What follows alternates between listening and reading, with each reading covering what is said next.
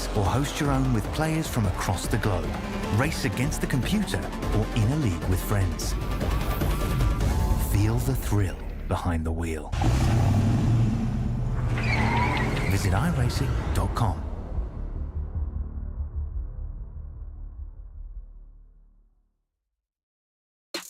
It's motorsport, but not as you know it. Test yourself and your everyday road car. Safe, affordable, but most of all, fun. And all you need is your daily driver. Experience the thrill of a sprint day. Race against the clock at a hill climb. Or test your reflexes with an auto test. It takes just 3 simple steps to get started. Get on the start line. Search Motorsport Australia Daily Driver today.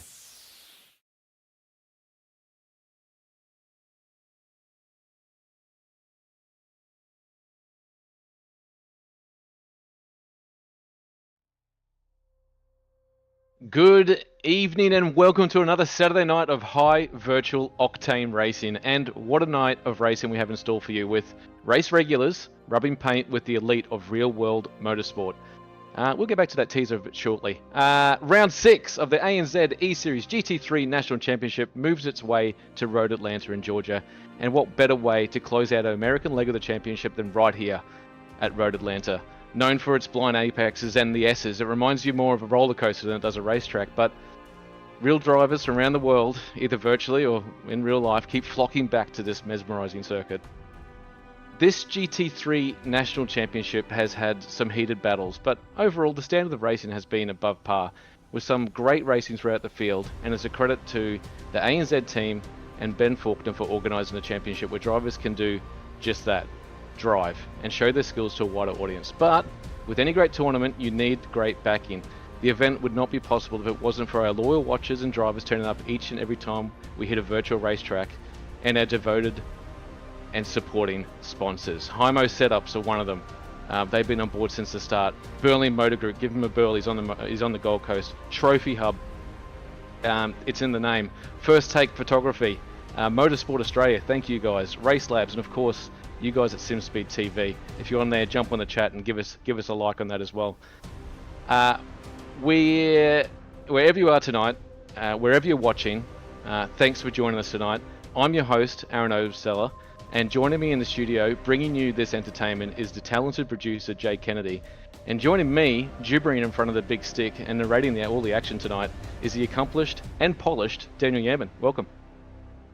Thank you once again, Aaron, for that introduction. And indeed, getting ready to go racing here tonight at Road Atlanta. And yeah, fantastic American venue, incredible history. Now, even though it is barely not even 45 years old as well, despite that fact there. But home to racing such as the Petit Le Mans, which is probably the most famous, at least of the races that still does run here at this venue in current day.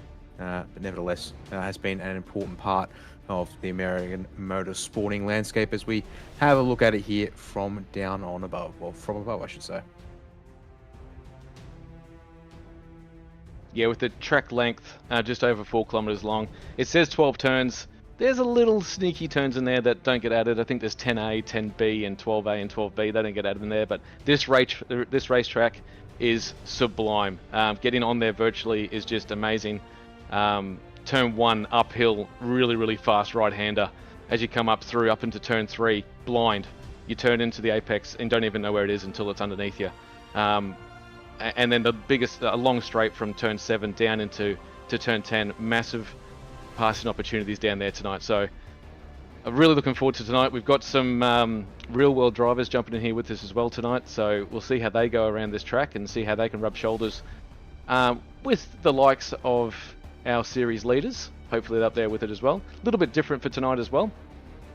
We normally do 2 15-minute qualifiers. We're going to shorten that to 20 minutes, and the whole grid is out there on this 4-kilometer track, so you got to find some space.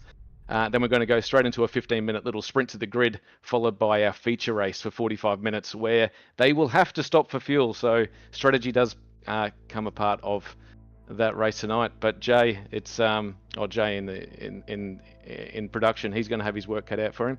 And Dan, this is going to be fun tonight, mate.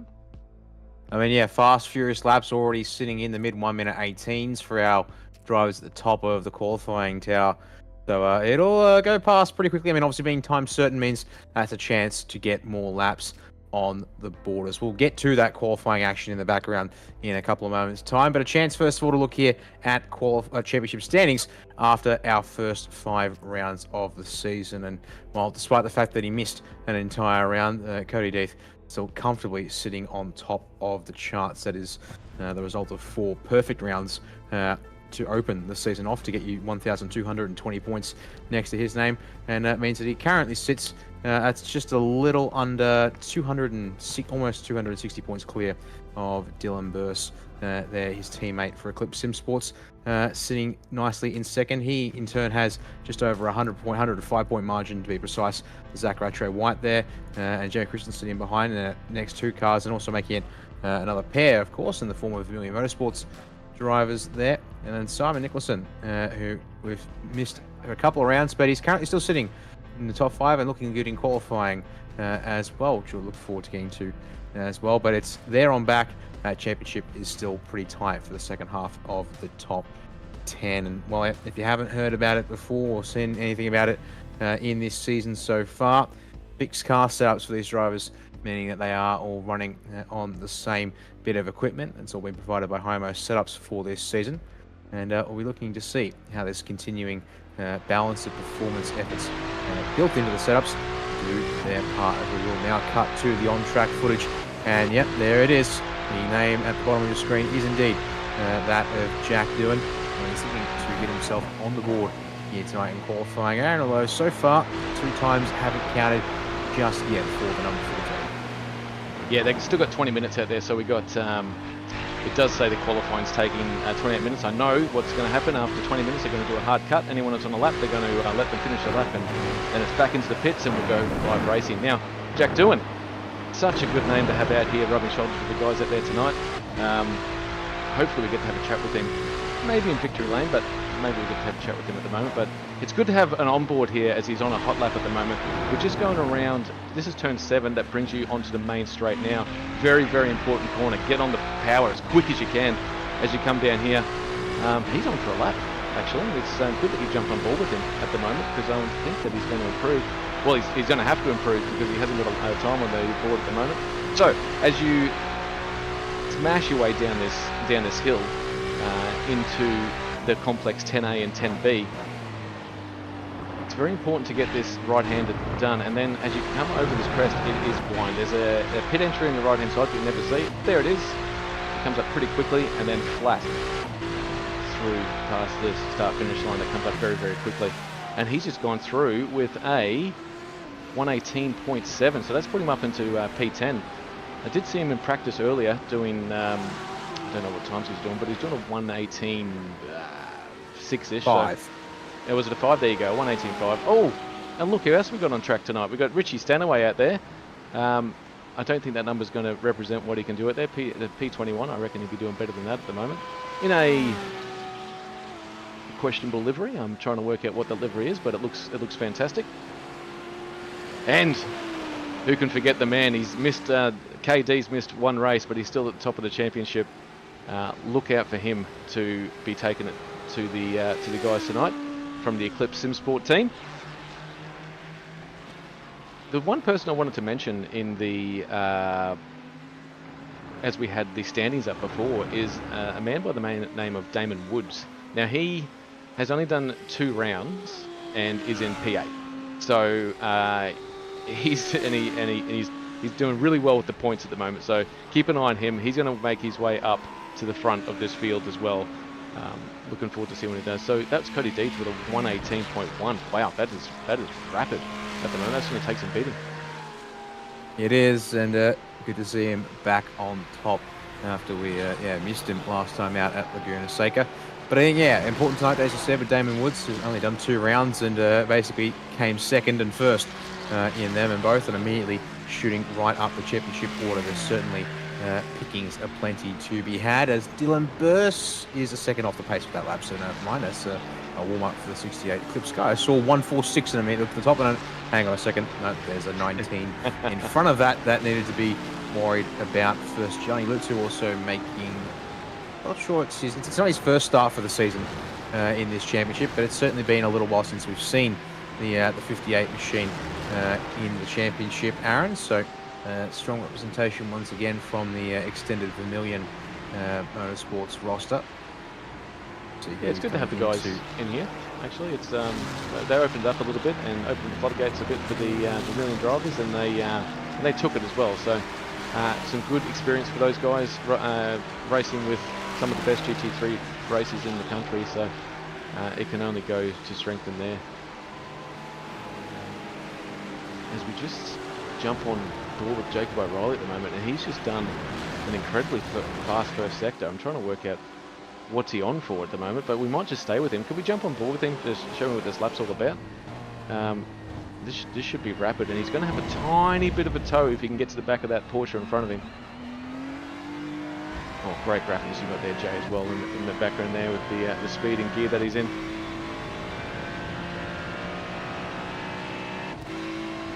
Ellis is the man up ahead in the Dynamic Sim Sports number 73 Porsche. So, oh no, O'Reilly's going to roll out. So yeah, he fell away in that second sector. Didn't hook up that second sector indeed. Once you get down to the bottom of the S's and up through turns 6 and 7, so he needs to roll back and reset in behind. He's got teammate Jamie Christensen as well, so possibility to help the number 5 machine perhaps sling shot a little bit further up the grid, as indeed Christensen's just warming himself up to get a lap together according to that there. So they'll get to it on this one. Nathan Gardner.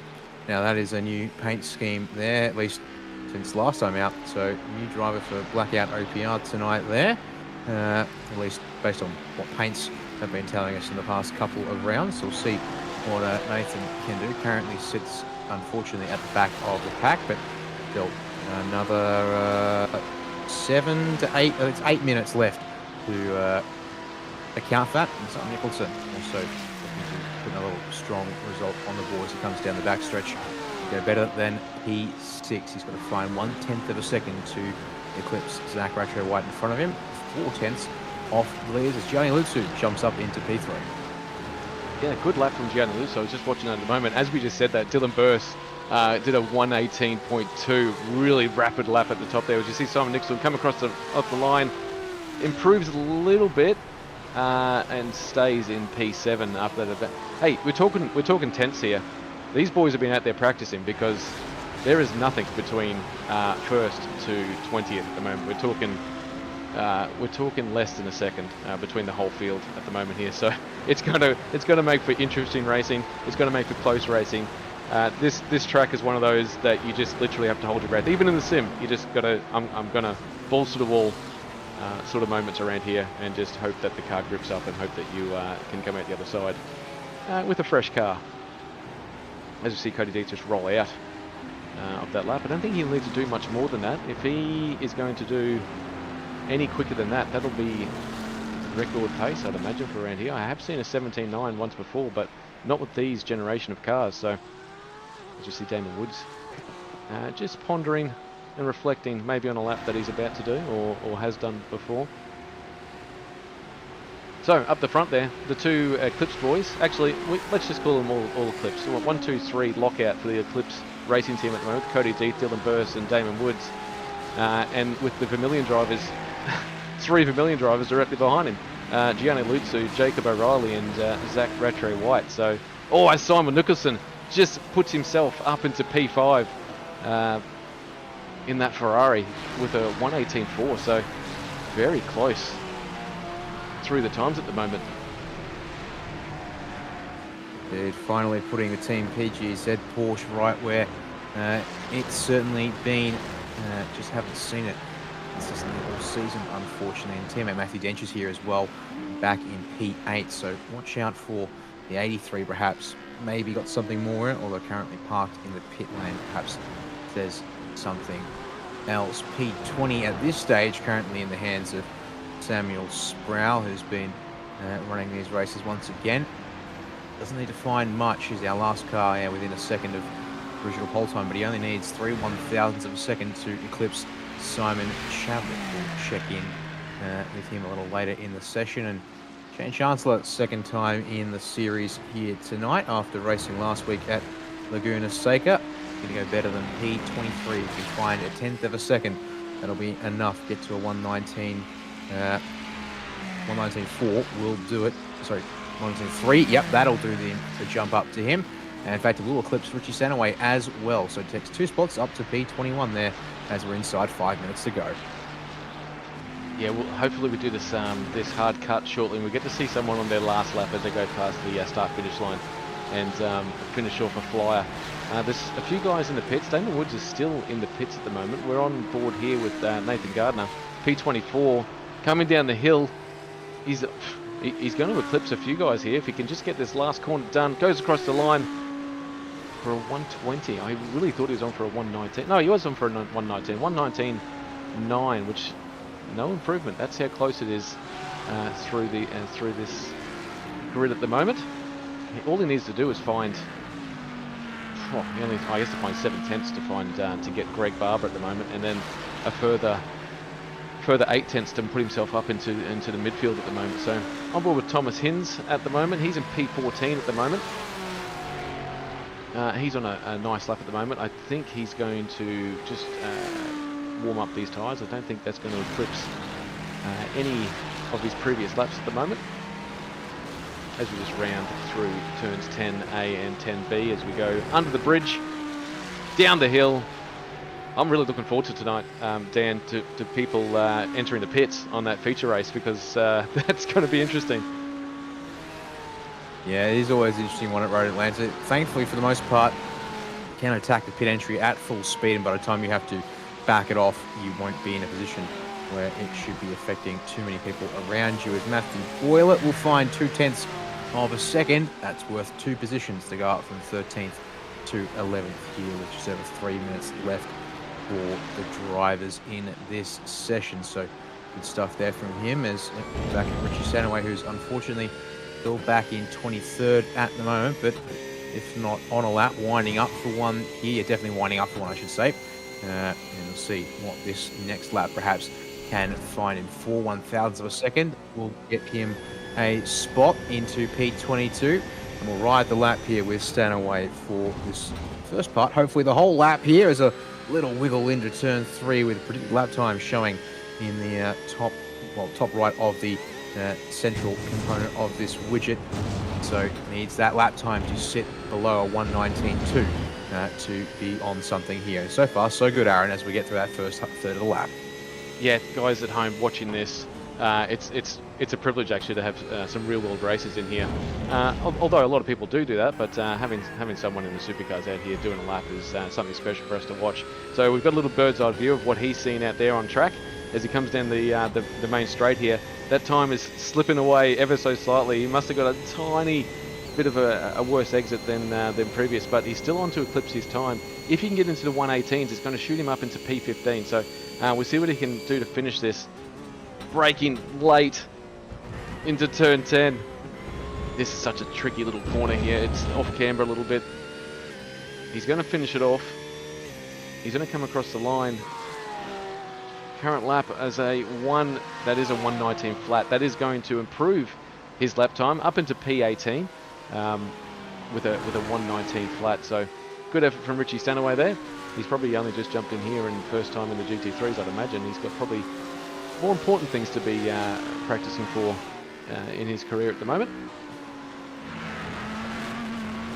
Okay, there's rounds the first turn there. We're getting his first final flying lap of the session underway.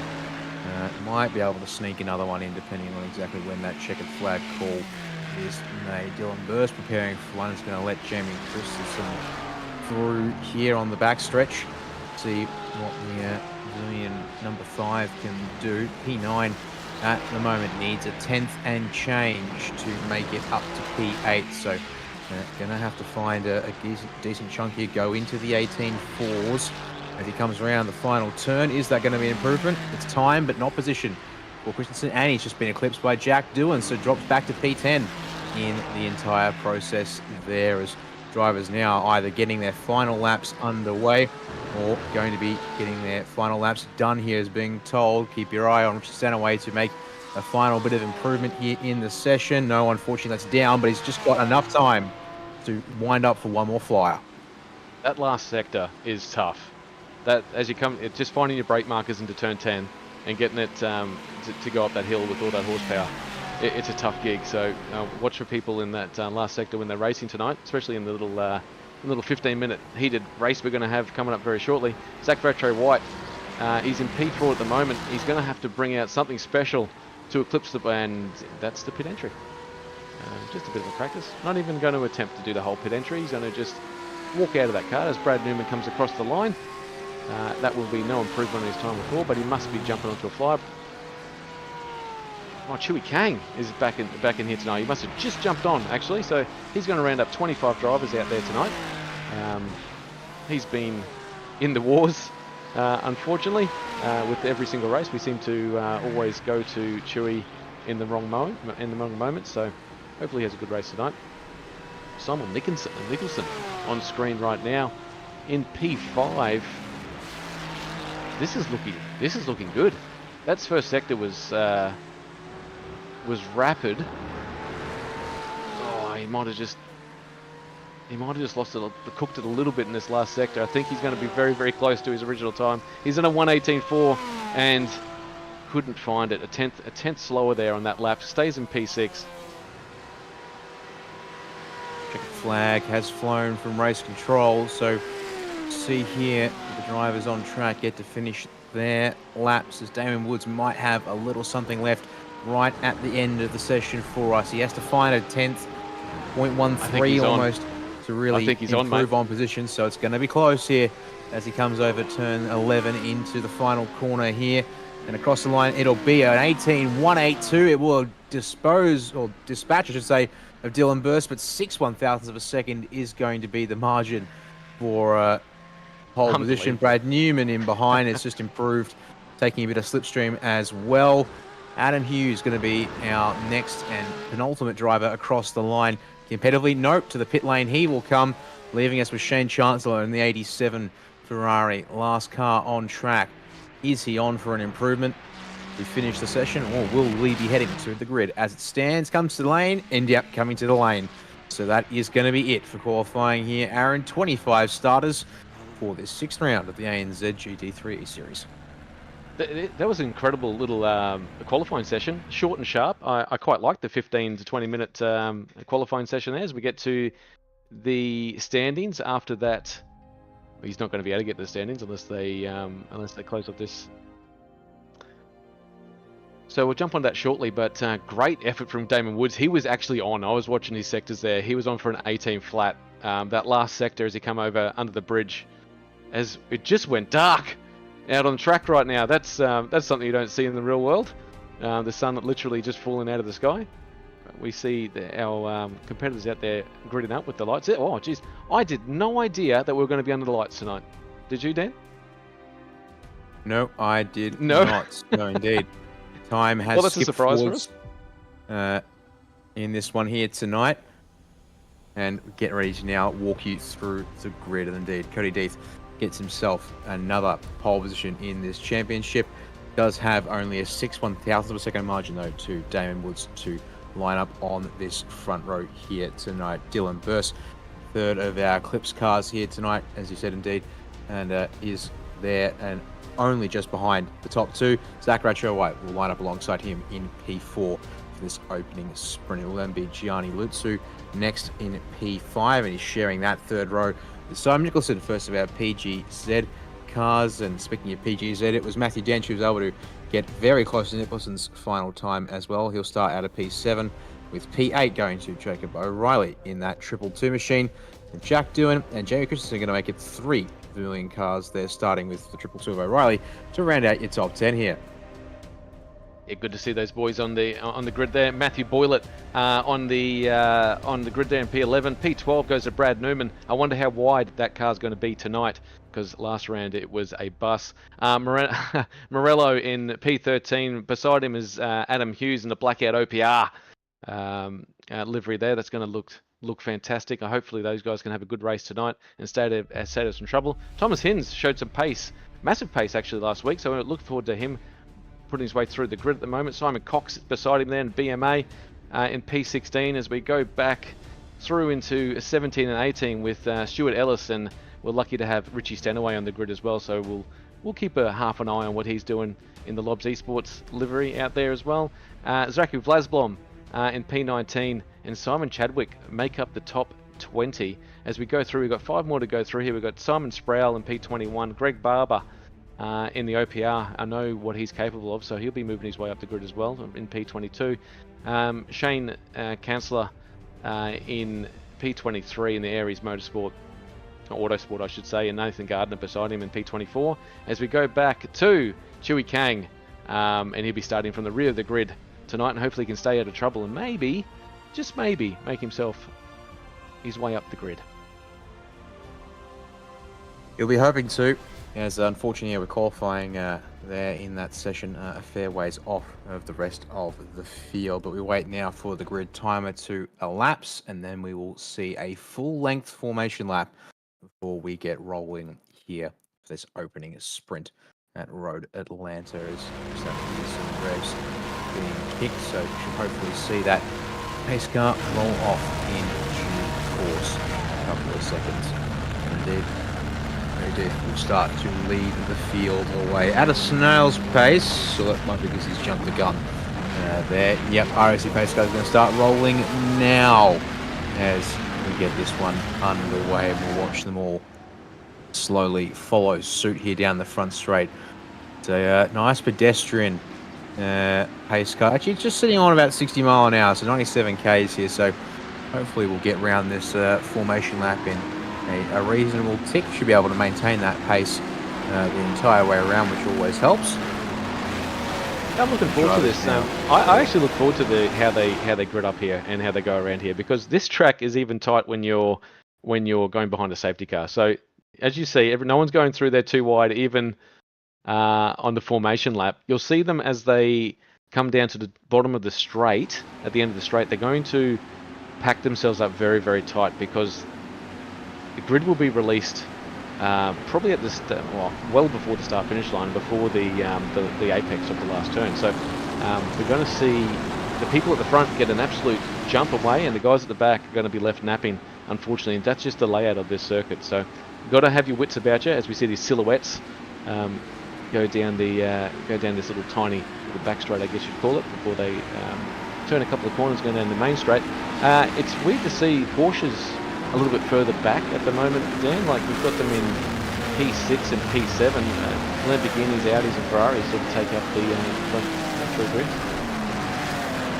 Yeah, our Porsche drivers, as you said, Nicholson and Dench, the first two there on this grid tonight. And then you've got Matthew Boylett, Brad Newman, Marina Morella, Adam Hughes all lined up in a Porsche block from 11th through 14th. The next two going to be in Ellis and Stanaway. Sproul, Barber are going to be the last two paired at the back of the field. So Porsches, I think, have the numbers, but they're not quite the ultimate pace setters, it would appear. Of course, Cody Death, still our lone driver in a Lamborghini. The Audi looking potent in the hands of Woods and Burst. And the Ferrari, no surprises there, once again looking particularly effective, although it too is spread throughout the field. Of course. So, pace car comes under the bridge here at turn 11 and about to give the race into the hands of Cody Death for this opening sprint for round number 6 of the ANZ GT3 ESeries National Championship. We get the green right through turn 12. Death will put the hammer down and get this race underway, and it's going to be Burst challenging for P2 into turn 1 as Woods hung up on the high side as we make this first turn to the right. Yeah, very well done from these guys. Is that right-hander? But we're going to have 3 wide in the background here. I think Jamie Christensen and Matthew Dench maybe is involved in that, and a Lobs Esports guy as well, as they come through down to the S's. Very well done. We've got a car out on the weeds as well, but everyone seems to be getting through very gentlemanly in this little 15-minute race to the grid. No real movers and shakers really, but I'm looking forward to seeing what these prancing horses, these Ferraris, can do in a straight line behind some of these cars at the front. Watching in the mid-packet, Thomas Hinz's rear end is a little dinted, and Stuart Ellis, the car behind at the moment. Hopefully that's not as straightforward as that description would suggest. but they work their way down the back straight. Already still packed up here. Half a second between Deeth and Burst right at the front, but then it's absolutely nothing for several of these drivers, and it's starting here. Jack Dewar, Matthew Boylett and Brad Newman. Our first battle really here for 8th place. Boylett tried to hang around the outside of Dewar, who shut the door as they made their way through 10B. Newman will take full advantage of that and get up the inside, heading into turn 12, and Boylett will yield a little bit there, with Christensen looking for a piece of the pie. Has to back out though as we make the run to turn 1 here on this second flying lap. It brings O'Reilly into the equation as well in this battle pack to make it 5 cars, starting with P8. Try and settle in now for this second lap as tyres come up to temperature and build pace here round Road Atlanta. Gap still just, nope, sorry, it's actually it was half a second. It's now down to 1/10 and change. Cody Deeth had a bit of a rough run possibly at the bottom of the S's. Yeah, ran it wide at turn 5 on the way out. Had to back out big time, and that's allowed Dylan Burst to get some nice old catch-up, but this is now where the train's forming here in the middle of the field. Breakaway of 7 cars at the front. I was just looking, I didn't know what happened to Damon Woods there. He's gone from P2 back to P3. We'll have to find out what happened there just before, but that Jack Doohan train that we're talking about with Brad Newman and people behind him, I bet you he's having flashbacks of last round, Brad Newman, because he has got an absolute car park behind him at the moment. So we'll see how good his defence is in over this 15 minutes. But yeah, there is a lot of angry cars behind him. I'm just seeing if there's Thomas Hinds is one of them, and he won't want to be stuck there again for a long period of time. Oh, so. Oh, there we go. That checks out. That is a battle for ninth, down to 25th. That is amazing to watch. So we'll keep an eye on what's going on there. Up the front, who we got here at the moment? But Dylan Burst, he is flying at the moment. He's done a 1:18.3, nearly 2/10 quicker than anyone else out in the field. So he's found some pace in that Audi R8 and trying to hunt down this Lamborghini Hurricane of his teammate. He's played rear gunner for most of the championship. Maybe tonight's his night. He might want to take it from Cody Deeth quicker than later. So we'll see how that battle goes out. But yeah, this train, I guess you could just say from P1 down to P25 there's a battle. It's very much, yes, 2 distinct battles at this stage in the race, with the way that they're doing on back fighting to secure that 8th place, basically split them off from the rest, well, the front runners, who have been a little bit more single file for this one as they get that second lap complete, third lap underway. And watching here as Dylan Burst tries to hit the pressure on Cody Deeth. It'll be important to watch here as they make their way down the S's, because it was down at the bottom, turn 5, where Deeth made his mistake on lap 2. That allowed the gap to massively close. As we're going to go back to a replay, lap 1. This is what I saw the aftermath of here. Oh dear, big braking application early from Thomas Inns. Twin turn 6 as, oh my word, Matthew Dench has returned into a cannonball. Is there another car parked at the back of the track? And that's at the back there. That's Chewy Kang had to obviously didn't see him. His lights weren't working or something at the back there, but I don't know what happened. The safety car has been deployed. We'll need one, we'll but get the replay shortly. This race has been neutralised by the first deployment of a safety car that we've seen in quite some time. I'm just trying to piece it together myself, and it's actually entirely self-inflicted, if you can believe it. Wow, yeah, I'm just looking at it now. Hopefully we can get that shortly. Hey, what this has done at the front of the field, because Dylan Burst was going to pressure Cody Deeth, I can tell you. That Audi was rapid. So here we go. He's coming through. That's turn 5, I think, and he's just got it. Yep. Oh, wow. And how it didn't take out the whole field, I have no idea. You can't hold your brakes when you're upside down. Yeah, Matthew Bullitt is the luckiest driver of that pack.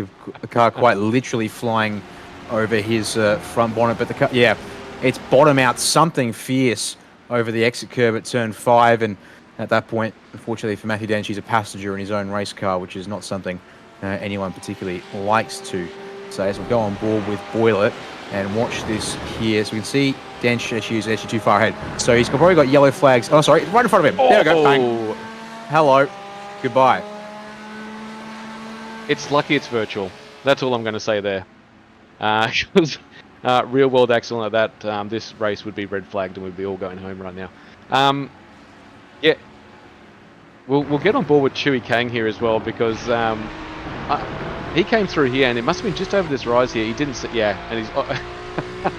I can't believe he took the left lane there, but he did it, and he got through unscathed. So well done to you, Chewy. You've made up a position into P24, and let's one at a time. That's all we can do. Yellow flags in a 15-minute race sort of does really neutralise this race, and we're probably only going to get 10 laps if we're lucky out of this, depending on how long the safety car goes. I was just making the comment earlier about Dylan versus pace. He is so quick at the moment out there. So with this next little 5 laps to go, keep an eye on Dylan Burst at the front there. I'm expecting him to have a number 1 on the front of that shortly.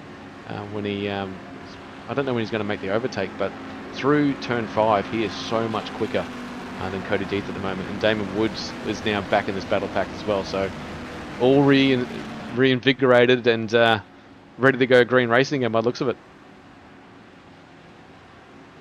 Yeah, he is indeed. As he approaches turn 10A, he's been given control of the restart.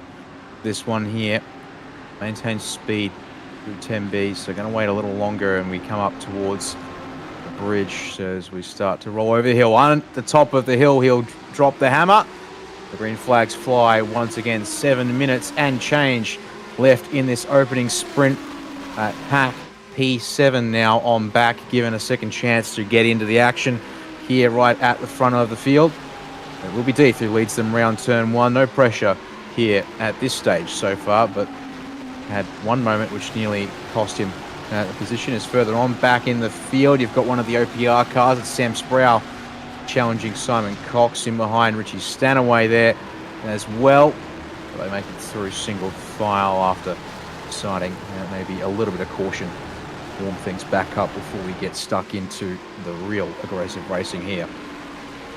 Normally at a restart, you would be on the radio and you'd tell your teammate, I'm going to go in 3, 2, 1. I can tell you, Cody Deeth would not have been doing that over the radio after that restart. I'd imagine that he wants to get any sort of slight advantage he can get over Dylan Burst at the moment, and over Damon Woods as well. So that's an Eclipse 1, 2, 3 at the moment, with a couple of Vermilion drivers behind there in the Ferraris and Porsches trying to, in 2 Ferraris trying to chase them down. And I don't think they have the pace tonight, unfortunately, to catch these guys. They just seem to have that little edge around this track, and that's all you need. A tenth is all you need to be miles ahead of the rest of your competition. Who we're on board with at the moment? That's at the front as we go through. Everyone's pretty much single file as we go through. And that's Jack Doohan at the moment. He's up into P7. Jesus, good to have a real world race driver here with us tonight. I mean, not just any race driver. Like, he's the reserve driver for Alpine F1 team. So we're in royal company, if you ask me. He's only 21 years old and he's here racing under the Doing OK colours. His own team that he's joined forces with Vermilion Motorsport. So massive to have him on board. Oh, as we got someone with a slowdown. That's there's issues in the background with Brad Newman. That car got a little bit loose. Oh no, who is that around at the moment? Is that Jacob O'Reilly?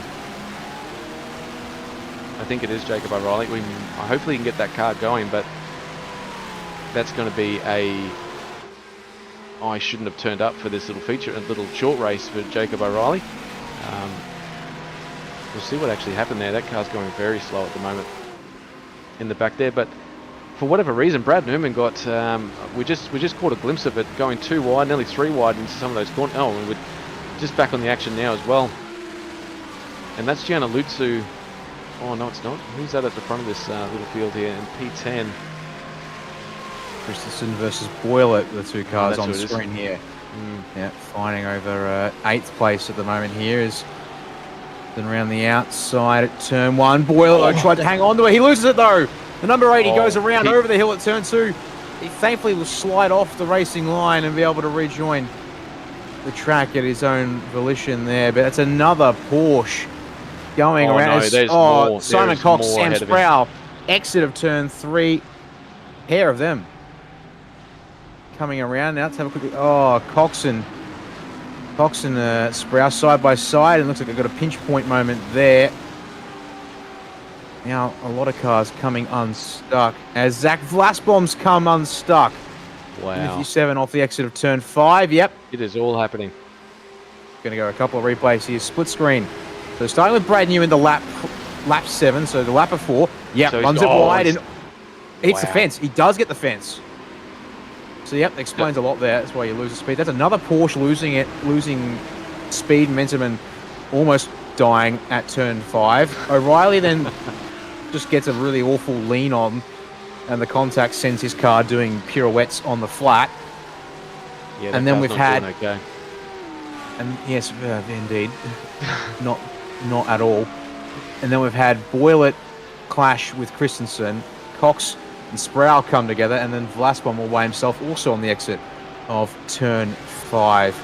So, slightly more of the story for tonight as we're going here is these cars. There is a right way and a very easy way to get it wrong there at turn 5, but for what is set to be some of the fastest GT3 drivers in the country. We'll have a look here at Sproul and Cox. The ball is already off, and then just a case of, I'd have to say Cox is there and the door just is shut. There's not There's much not more enough. you can do to There's just enough back room it to out. get 2 cars through there, and you need to literally have a teammate there or someone that's willing to race with you through there, because any touch and you're both around, as you saw there, wheel-to-wheel contact. Battle for first. Yeah, it's heating up all the way back to 7th. It's just battle for first at the moment. So we've got 2 minutes left on the clock. They should get this lap and the next one done, I suspect. We won't see the white flag here, but we'll probably see it next lap, as Cody Deeth has command, and he's doing it pretty easy now. He's got the lap times down to 118.2.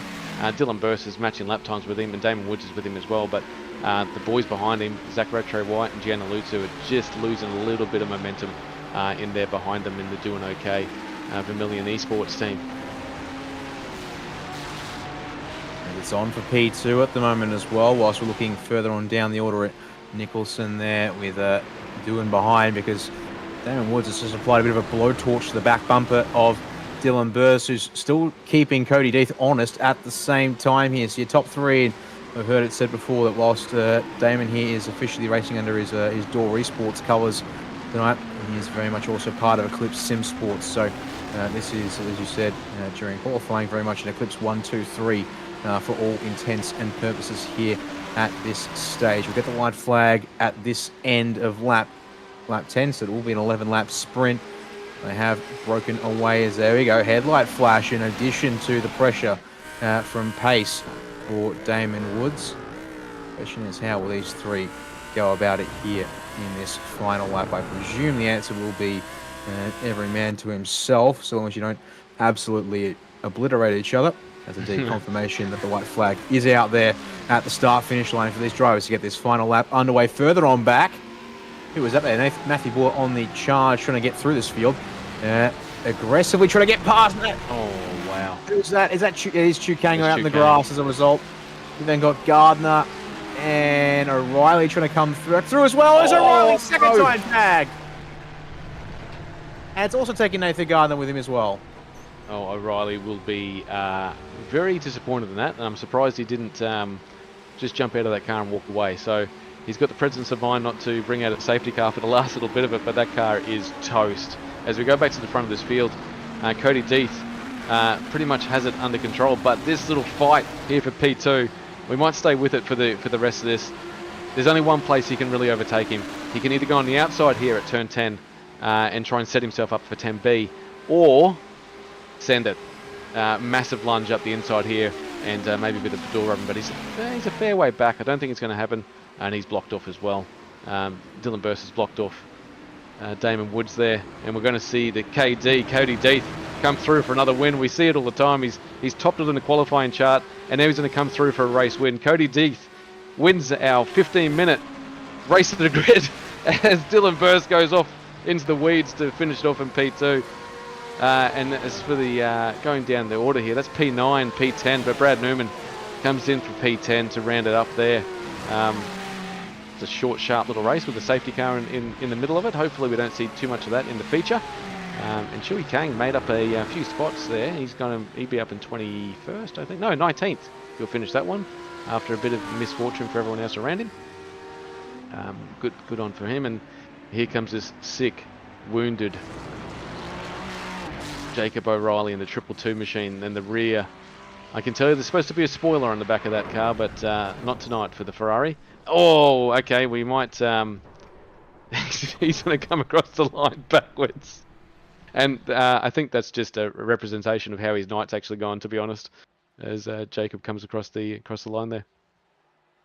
Yeah, Zach Vlasbaum also going to come across the line there. That will end the race results for this opening sprint, and making for a bit of an exciting time there with the safety car coming our way as we'll look at those official results now quickly on the board as Cody Death makes it a 3/10 win from Dylan Burst. Half a second covering your top three with Damon Woods in behind, with then Racho White, Liu-Tzu, Nicholson, Doohan, Christensen, Hughes and Newman around at your top 10 there, with gaps plenty tight between them all.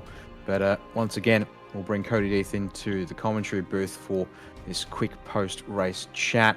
And once again, Cody, 100% record is still on the up. That safety car, though, you had to give yourself a bit of a reset there. How was that, managing that one? Yeah, it was interesting. The first corner was a bit sketchy with the cold tyres after they did their heat cycle. So it was a bit slippery for the first lap or so, but then tyres started to heat up and I got in the groove and managed to drive away. We're also seeing a lot of cars struggling with the corner at the turn 5, bottom of the S's. The exit curb seeming to bite a bit harder than normal tonight. Any issues with that at all, or is that just a case of where it'll be managing that corner, getting your line right, and being okay as far as what that opening race has suggested for you? Yeah, I'm having a bit of an issue sometimes if I miss the line by a little bit, where the car just pogos a bit and bottoms out, and it can be quite scary if you don't back out of it in time, and it can sometimes spit you off into the wall. But as long as you're careful, it's okay. Well, fingers crossed in that case for you and everyone else out there for the feature. Aaron, any words for Cody before we let him go to reset for this feature coming up in just a couple of seconds? Yeah, KD, Dylan Burst had pace, mate. I think that safety car came out just at the right time for you, to be honest, to reset before going out there. Your teammates, are they pushing you along? Oh yeah, they're doing an awesome job. Just 1, 2, 3 at the moment, so try and keep it up for the next race. But yeah, we're all doing a pretty good job. Well, good luck with the race, Cody. It's good to see you back and good to see you on top. It's great to see someone at the top of their peaks of the power. So get out there, show us what you got for the feature. Cheers, though, mate. Missed your voice. Thanks, mate. Have a good one. Look here at the grid. It is, though, of course, the results from race 1 as they cross the line. So as we rolled through them earlier, we'll see him here once again. So Death with another pole position, of course, with Burst now to his outside for this opening start. Can he hold on to P2, unlike what happened to Damon Woods, where they got the jump on the 56, and that saw Damon go down a spot straight off the start of that opening sprint. Racho White will be to his outside as he started and finished that opening sprint. Same thing for Gianni Liu-Tzu in behind on row 3, started 5th, finished 5th, and will share that spot with that row with Simon Nicholson. And likewise, another car that didn't need to move much of a muscle in that one. Jack Doohan, though, did make up some spots. He'll improve himself to a P7 starting position. Same for Jamie Christensen, up 2 to start in P8. So actually bring row 5 forward to row 4. One of the biggest movers here in the front half of the field. 5 spots gained for Adam Hughes to get himself inside the top 10 there late on in the piece, and be sharing that top 10 in particular with Brad Newman as well. Row 6 of the grid, we got Morella. I think he started P11 in the last race as well. Thomas Hins in there beside him. He's got pace. I'm looking forward to seeing what he can do during this race. As we move down the field at the moment, we got in P13 Richie Stanaway made up a few positions as well. Stuart Ellis in there beside him. He'll be loving that in beside Richie Stanaway there at the moment. In the 9.5 Sim Sports, Simon Chadwick in P15. Greg Barber in one of the other Blackout OPRs in P16. Those guys have been chipping away at it tonight. Shane there in P17. Matthew Boylett and the Dynamic Sim Sports entry in P18. As we move down to the row 10, Chewy Kang made himself up, I think, 6 positions in that one to be P19. Simon Cox there beside him in the BMA in P20 to round up that top 20 position. Simon Sproul back there in 21. These are the guys that wish they stayed out a bit of a trouble here. So privateer Nathan Gardner there in P22. As we get to the back of the grid here, we got P23, I think, is Jacob O'Reilly, and I don't want to be in a chat or in the same radio booth as him at the moment, because he'd be very fired up. Zachary Vlasblom beside him, they're good teammates, so they'll work together as they go through. And right at the back there, Matthew Dench found himself in all sorts of trouble.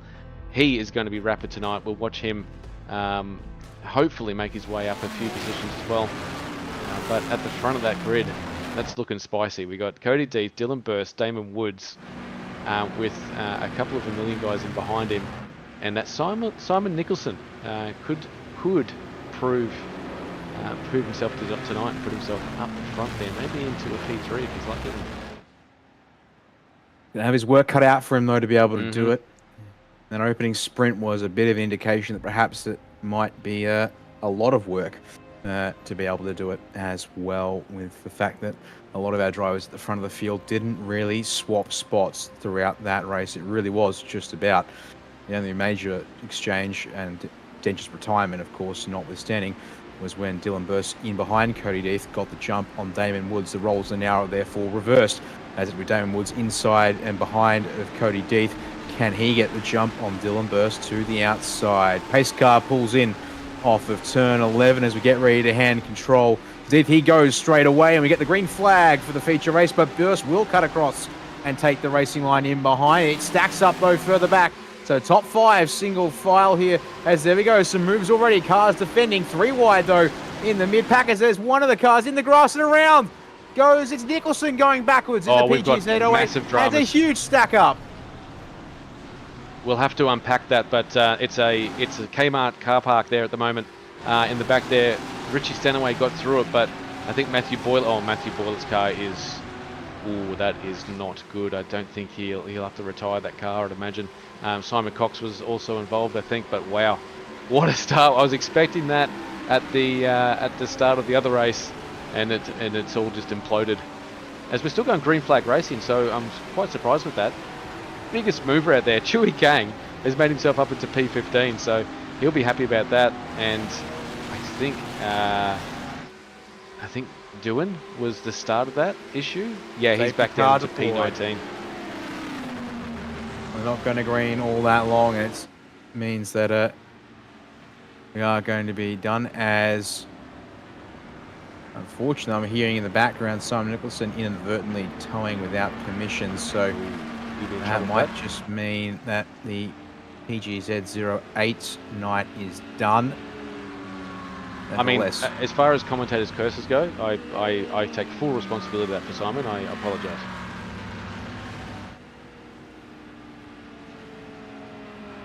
Alright, well, track will be cleared. The safety car picks up our leads. We're going to try and, unpack this one here. So we've got ourselves Lutzer and Nicholson we're focusing on here. You've got Rattray White in front, and then you've got everything on behind that. So looks to the inside, can't get to the inside, so it's tagged with Gianni Lutzer, and just the Porsche unloaded, it seems, on cold tyres. Oh, Boylett and Stuart Ellis and Simon Chadwick, as then everyone else stacks it. You've got, cars in the grass, like Ellis there, I think. No, that's Boylett's car, and terminally damaged, can't even turn right at all. So he tried. It's unfortunate for some of these drivers out there. Just got wrong place at the wrong time, unfortunately, for most of these guys. Ellis didn't do much wrong there. He just got a little bit of a tap. Oh, not Ellis, sorry. That was Simon Nicholson. Just got a tiny contact and put him onto the inside fence and pinballed him back in front of guys. So always exciting racing here at Atlanta, but yeah, that's unfortunate for a lot of drivers out there tonight. Wait and see if that means there's anything that comes of it from the race control team, since they'll try and unpack that one. We're on board again with Nicholson to have another look at this one. So tried to go to the inside of Rattray White, didn't get there. He's right on the gearbox, and then unfortunately the angle doesn't really tell us a huge amount, but doesn't really look like he was wide or anything. As yeah, both the Dynamic Sim Sports cars tag him on both ends to add insult to injury. And then for Nicholson, tried to drive the car back, but yeah, couldn't even get the car to go left in his case. So that was as Nicholson has been permitted to rejoin the race. So we'll coming out in 24th place, and crucially, he's actually still on the lead lap with the timing of his toe. So did have to wait 2 minutes 45 seconds. I'm also hearing there's some stuff happening in the background, potentially with drivers passing under yellow in the mid-pack. Yeah. Well, that's luckily for us, we don't have to worry about that too much. We can let the race control look after all those things. That's why they get the big bucks to look after the race at the moment. We'll probably go one more lap of yellow here, I'd imagine, just while they get the. Oh, yeah, look at that! That is just Christmas shopping at the Big W. Absolute car park now, just cars everywhere. There's nothing much to say about that, is it, Dan? Sometimes it just happens at short little racetracks like this. Yeah, it is a case of depending on where you are in the pack and exactly when it happens, you can just be put in the worst possible position. As we are getting confirmation here that at the end of lap 3 we will be going green, so it'll be about 38 or so minutes probably by the time we go racing here or thereabouts. So we are still a little ways off making it on the fuel that they can possibly put in the cars. And speaking of bits and pieces such as the weather, it's a pretty pleasant day it seems, or I should say pleasant night really, more than anything else here at Road Atlanta for this one tonight. 22 air, 23 track with some minor cloud cover, no sign of rain anywhere near the circuit, and some fairly calm but not insignificant winds from the north, which means that we're actually getting a headwind down the back straight. So that will be important, should give a little benefit to the cars that are in behind the leaders, since it will magnify the benefit of the tow. At least it should. We did see last race at Laguna Seca that we saw Zach Rattray-White in a Ferrari, and I think another Ferrari actually go well over the 30 minutes of race fuel. So if we do unfortunately get another safety car, and we do have a few laps under safety car, it could be possible for someone to save and make it without pitting. It's tough. I mean, it's a tough ask, I know, Dan. I mean, it's but it could happen, and which could bring a bit of strategy into it as well. I mean, look, I'll wait to see if I'm proven wrong. I don't think that's possible yet. I think you'd need at least 3, if not possibly 4 safety cars to even entertain the possibility of doing that, because you can see here this opening safety car has only consumed about 6 minutes of racing time. Yep. So, and you are still burning fuel, of course. It's not a complete zero, but we'll talk about that kind of stuff later on, because Cody Deeth now has control of the race restart, and he waits under the bridge. He's going to wait a little later, coming towards the pit entry. He'll put the hammer down, and he's going to get a bit of a gap to Dylan Burse, who's now stacking up Damon Woods as the green flags fly here once again. Lap 4 gets underway for this ANZ ESeries GT3 National Championship. We've got plenty of side-by-side looks in towards turn 1. We've got cars trying to come through the field. We've got cars we have fixed issues and coming in the background. and back out on circuit. And you say, oh no, Stuart Ellis and Chadwick way again. off. Simon Cox is around on the inside of turn 3. Gets it going. Thankfully offline means it won't affect anyone. How have Chadwick and Ellis ended up together?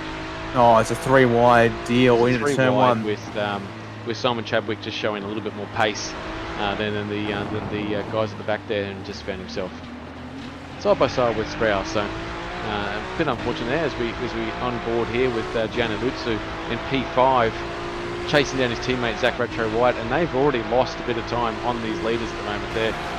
That Ferrari's fast enough to go down the straight and catch them a little bit, but there's the contact in the replay. unfortunately, as we saw that racecraft car go around. Going back to live pictures here at the moment with back with Gianni Luzzu again in that Ferrari. So those cars are so quick in a straight line. They seem to get their pace back, but those Audis, man, they are super quick through pretty much turn 1 up to turn 5. It's unbelievable to see that pace. Can confirm, as Bruce J. Kennedy asking the question, it was indeed a slowdown penalty, presumably picked up at turn 10A or 10B. I'm going to have a quick look to see if I can find it. He was fighting with Christensen into he's cut across the apex inside the lines there, which should do it. And that's meant he bailed out hard down the start finish. That's who we saw, if you were seeing it at least, flash up on the inside of the start finish track. As we're hearing now over the radio that the number 24, Richie Stanaway, is getting a 5-second post-race penalty for incorrect application of the restart procedure. So I'm going to presume that means something along the lines of getting an overtake done before the start-finish line? I'd imagine so.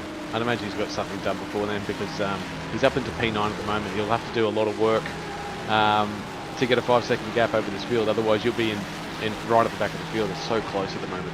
Oh, and that's Adam Hughes around. Oh, that's big. In the blackout entry, the OPRs, number 95. I don't know if he did it by himself. I sort of wasn't watching what was going on there. That's what I should be doing the whole time, but I wasn't for that split second. And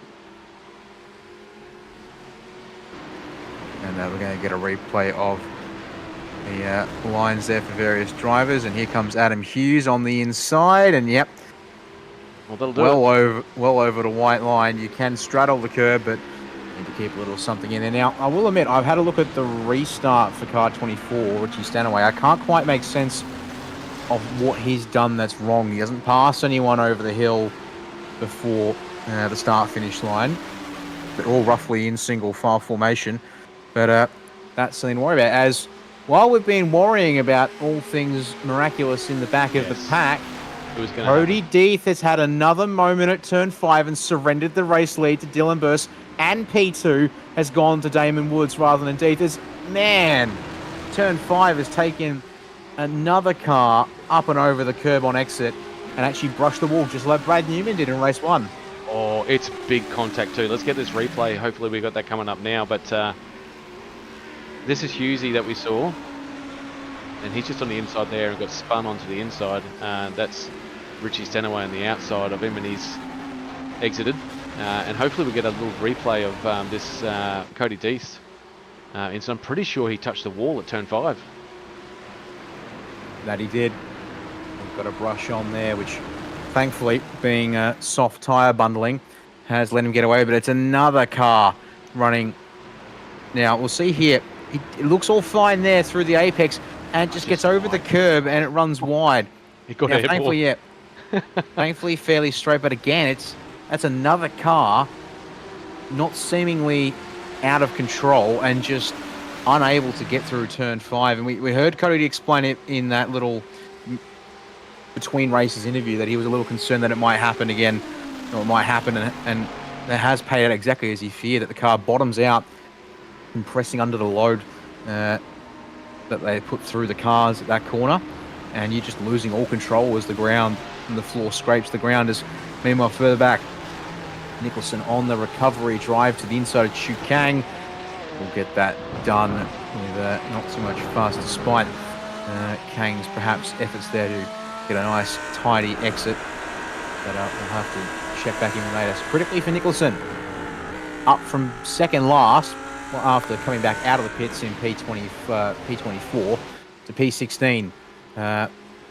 Million-dollar question will be, did he make sure to put a little splash of fuel in the car to help himself out on the mileage there? As back at the front of the field, it is a top 5 train group that has broken away this time round. Zach Racho White and Gianni Luzzu picking with our Eclipse top 3. That Cody Deeth must have damage. Like, to hit that wall that hard, he must have some damage on that that right-hand corner of that vehicle. I'm trying to look at it in more detail, but can't see it. But he's going to be there a bit of walking wounded or racing wounded until they come in for their pit stops, which technically people could come in after this lap and make it to the end. But again, it's probably not the ideal strategy. But once you're in a train this long, it's sometimes you want to get out from behind people. We saw that penalty come up for Richie Stanaway. He's got 5 seconds on his race time. If he was to serve it now, it'll put him down into P14. So not where he wants to be behind Jack Doohan as well. If he had to go back to there. Oh, was that a bit of contact we just saw from the number 20? Nathan Gardner was there. And he's just got Greg Barber's just got past him as well. So that's all positions for P22 in this race at the moment. We've only had one retirement. Simon Chadwick has retired. So 24 cars on the grid, and they're battling for P23, which is pretty cool to watch. As up the front here, these Eclipse boys are racing hard. I'd imagine they'll all come in together for their pit stop, and it'll be up to the guys behind to do what they're going to do. Oh, here we are. This is on board again with Cody Deeth by the looks of it. Oh, he had to back out of it because he was destined for that outside wall. So could have some damage. I'd imagine that car will not have the aero balance that it would possibly need to get around here. We did see in the first race, we thought it was just the Porsches that were bottoming out again. So it just shows it's everyone's even playing field at the moment for everyone. If you get it a little bit wrong there, you're going to go into the weeds, and I'm surprised he even held on to it. It just shows how good of a driver he actually is. Race controls just come across with car number 8. No further action. Racing into the turn 1, lap 1. That was that big car park that we saw at the start of this race. Brought out the safety car, but it seems to be going right now. So we've got 29 minutes left in this race. People are starting to find their feet, find their rhythm as the temperatures all come up to their norms. Movers at the moment, I'm going to go back to him. Chewy Kang is actually up into P16, so see how he goes through tonight as well. We might just put a camera on turn 5, should we? And just sit it there for the rest of the night. Yeah, probably going to need one at this stage. And yeah, I think Johnny Lutzer, the 58 machine, the other car, noted in that incident report. I think a bit lucky to get away with that one there, given that he did turn down from what we saw briefly on Nicholson. So, nevertheless, the racing goes on. Nicholson already up to P14 and continuing to try and cut through the field, though he's got 4.8 seconds to catch the next pack of cars. As once again, lo and behold, we find a pack amongst the field, and it's going to have Brad Newman at the head of the group. So this is the pack in front of Nicholson. He's going to be the next car that will look to be sold. It's the Lobs bus up the front. I didn't heard a report over the radio that we have the cars off at turn 3, but I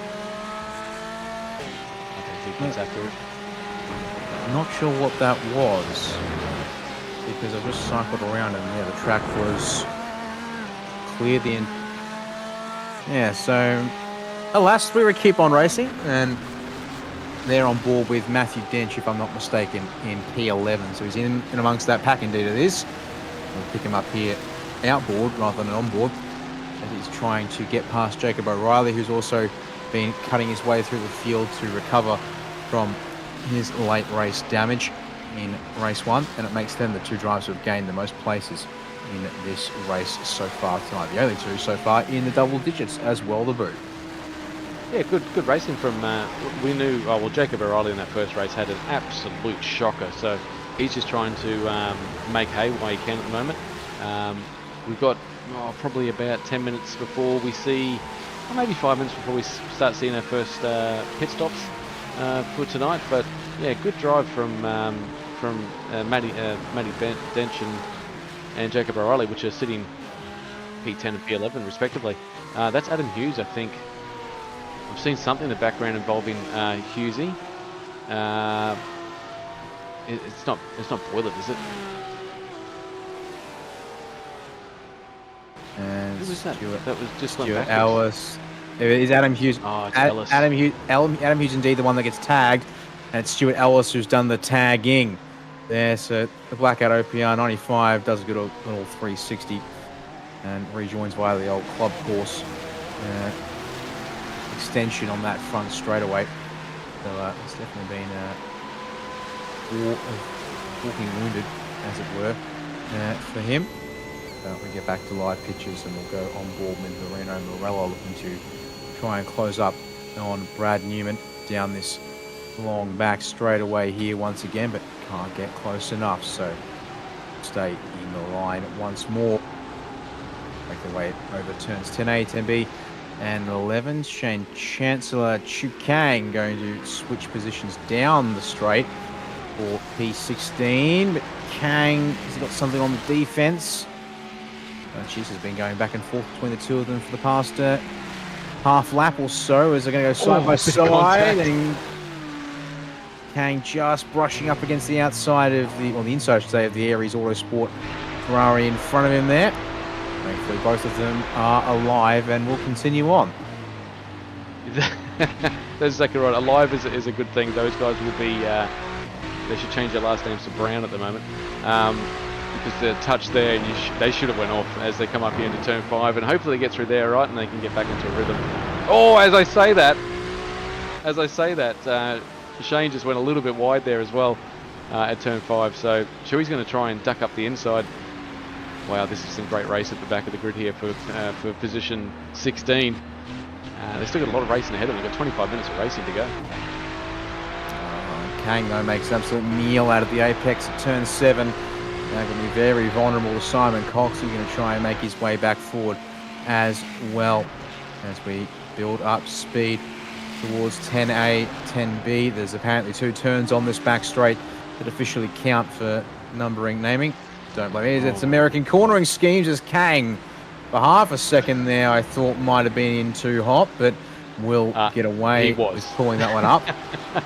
He was too hot. That was he braked as late as he possibly could, and the thing got twitchy, but he kept it there. But he's gonna find it really hard to keep Simon Cox behind him for the next lap, I'd imagine.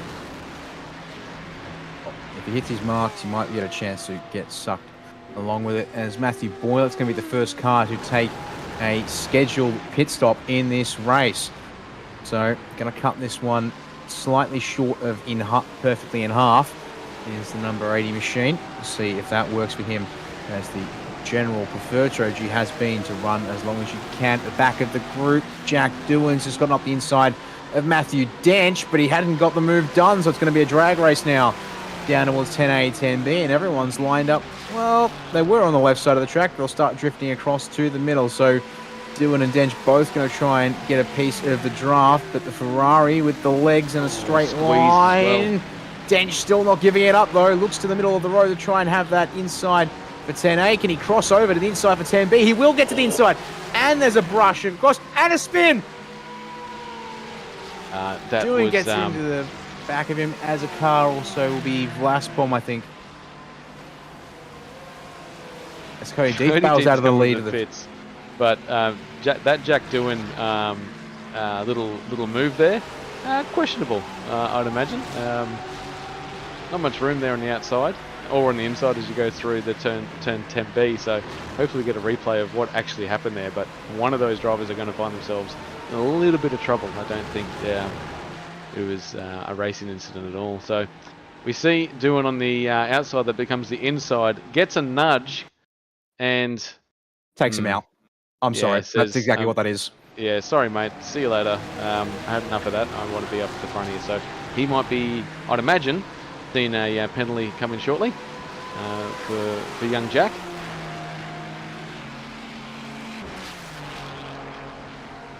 It's definitely disappointing, to say the least, because I mean, yeah, bring him in as a guest driver for the event, and yes, he had gotten tagged as part of the back and forth there.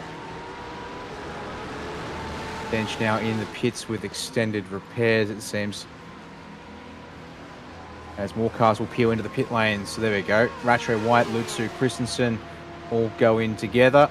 They're also joined by Stanaway and O'Reilly and Doohan further on the back as well. So it's Burse and Woods, your top two uninterrupted. Now Brad Newman leads Marino Morella around for third place in this race.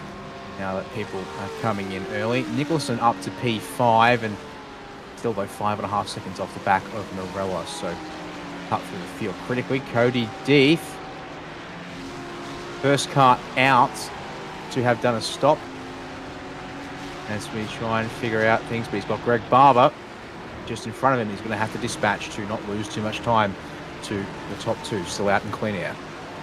Saw something interesting come through at race control. Car 64 and 14, we were just on there before, that was Jack Doohan. No further action.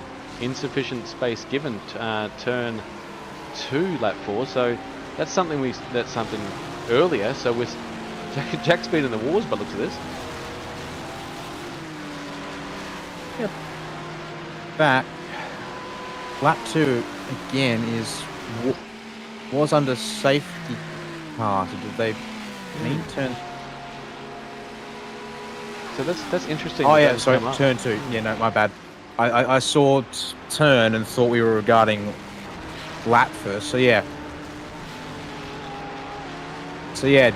Jack got up the inside, which becomes the outside up over the hill into the S's and of Simon Cox on the restart. The outside of turn 1, inside for turn 2. They bounce once, and then a second tag gets both cars loose and sends Cox around. But yeah, that is fair enough of a call there from race control on that one. They're a little bit behind the 8 ball. There must be lots of stuff going out there at the moment. Ray White has just gotten together with Greg Barber trying to chase down Cody Deeth. And it's sent the 17 off into the weeds at turn 1 and, well, the 22 as well, I should say, in all of that. That's sent him tumbling down the order a couple of seconds and spots in the process.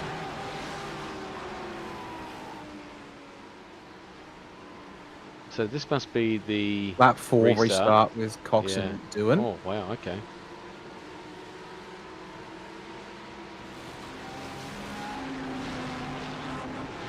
A few hot heads out there, actually, from racing tonight.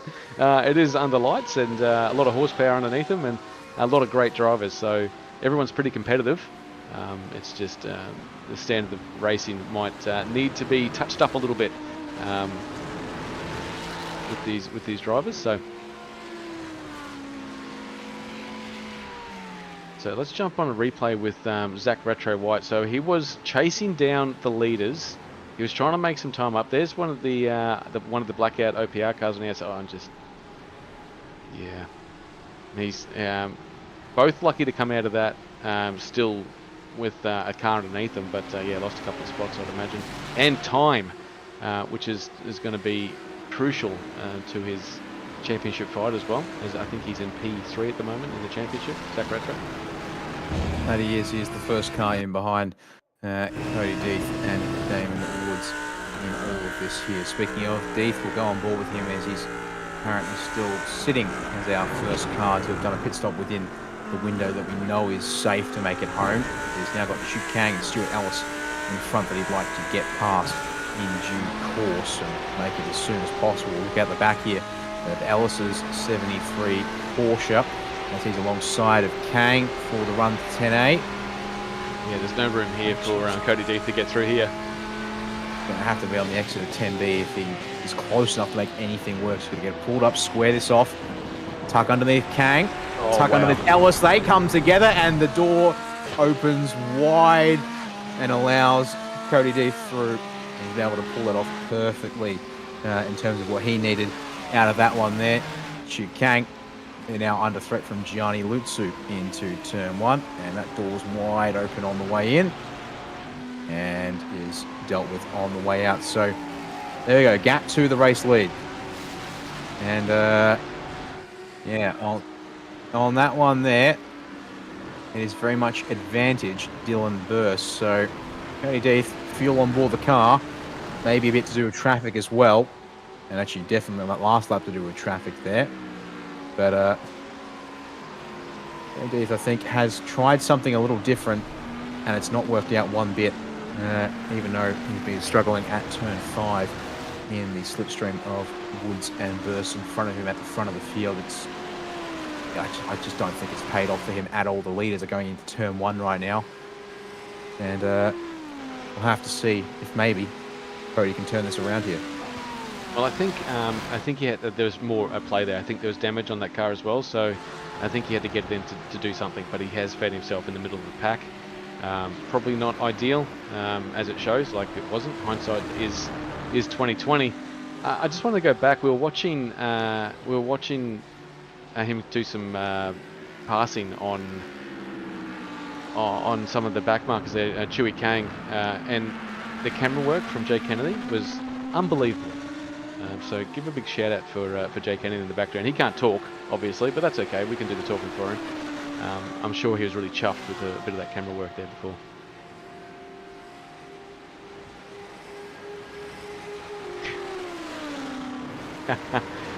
We can hear him in the comm box and in the background, and he was definitely having a good time with that. Hopefully, we get a little bit more of that action later on tonight. So yes, at the front of the field, Dylan Burse and Damon Woods are doing their thing. They should. No, they're going to go one more lap out there, so that's going to bring them down those. Oh, we did have the safety car, so yeah, they could probably stretch this right into the 13 to 12 minute mark of the race to go, and chuck some virtual fuel back into those cars and get them going again.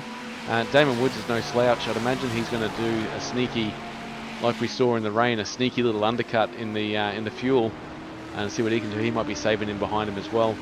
Brad Newman is out there, which is weird to see. No cars around him. He's in P3. He hasn't pitted yet, and there's literally not a soul in sight around him. He's just cruising around by himself in the Lobs bus. Simon Nichols. Oh, as we see people coming into the pits now. That's Morella in there as well.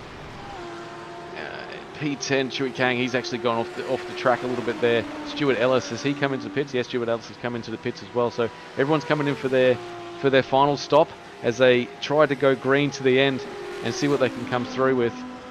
We'll have to keep an eye on the leaders here when they come through and see how far ahead of their teammate they're actually going to be. Answer should be healthy, because even on that last lap, last lap, Deeth got back to the pace that these two have been running, as they will go to a 22nd lap in this race. And you better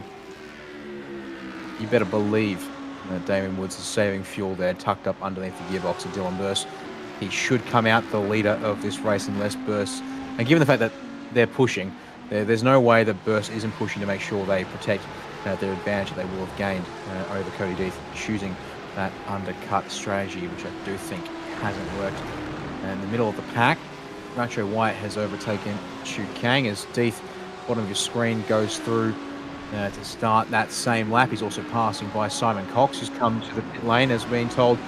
A little bit of progress for the number 3 machine, but you can see there on lap 19 alone, lost quarter of a second, lost another half-tenth on lap 20.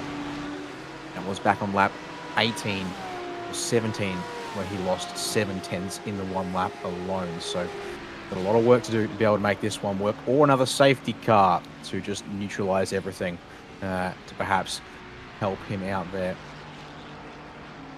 Damon Woods is pacey, and here we go. Oh, okay. So Damon Woods is actually going to stay out and push for this next lap, which is interesting from those two. I thought for sure he'd come in here and take the advantage, but wow, that's interesting to say the least. That car must be on fumes, I'd imagine. We had a 2.5, 3 minute safety car, so this will be it. This will be the lap. He must have saved a bit of fuel.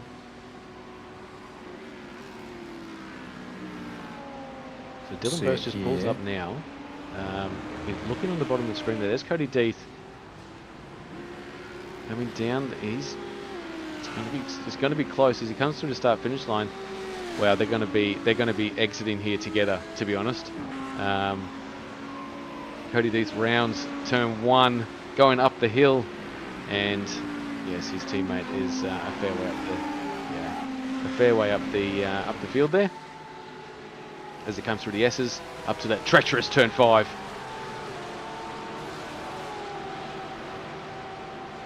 Look at a healthy gap too. Healthy gap. He's got a 2.5 second gap over Cody Deeth. That's going to be really hard to bring back. We're just going to see where Damon Woods comes out. So Damon Woods, we expect him to be in this lap. Hopefully we've got him on screen. We do. So let's watch to see what happens here. He's into the lane now. He's going to be pushing it in. Got to be careful. You touch a little bit of grass there and you become a passenger. As the number 56 machine. And we just heard, as you can see on the screen there, that Jack Doohan has got a 10-second penalty for that questionable contact he had going over the hill and under the bridge. We see at the bottom of the screen here, that's well, that's Dylan Burse at the bottom, I'd imagine. Yes, that's Dylan Burse at the bottom. He's coming through the start-finish line. Damon Woods is just about to get going now, so this is going to be close. This is going to be the lead of the race. There he goes through that top shot. Dylan Burse retakes the race lead, and he's pulled a healthy margin in the process. And critically, his stop was not that much shorter for Damon Woods. That was. It was, in fact, it was barely anything shorter. So I reckon Damon here has overfueled the car relative to what. Now that says 9/10 of a second difference. Mine only says 3/10, which is a bit interesting because I'm actually using exactly the same software as what Jay is using to generate there. Let's also note here that there is also about a second and change, and yeah, those actually line up for me.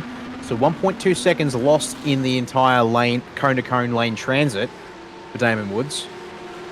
Whether that was entirely in the box, plus minus half a second, or that was something else, because again, to the way my data's displaying it, and it doesn't quite all add up. And yeah, we saw it on screen, race control notification, but yeah, Jack doing it 10 seconds. I mean, look, I did call it an intentional takeout from the angles we looked at on broadcast. I will hope that there is more evidence to there's more evidence to that incident that explains more.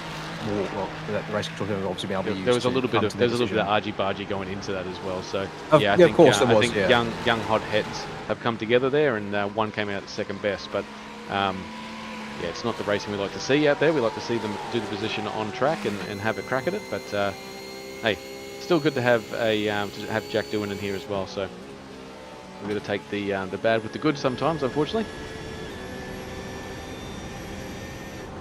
Does often seem that way. Yes, as on Boardman Morella back in behind Brad Newman. So some things just don't change in this race, and the answer is the number 2 and the number 7 Porsches getting stuck nose to tail.